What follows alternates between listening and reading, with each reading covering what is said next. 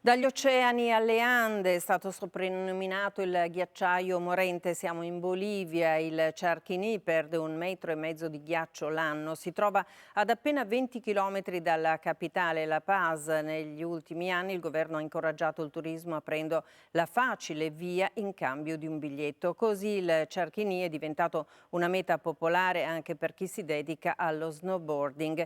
Il declino è rapidissimo per l'eccesso dei visitatori. I ghiacciai della Cordigliera Real iniziarono a perdere massa già qualche secolo fa, ma i dati satellitari mostrano un'accelerazione eccezionale anche per il riscaldamento climatico negli ultimi 20 anni. Ed ora invece torniamo alla medicina con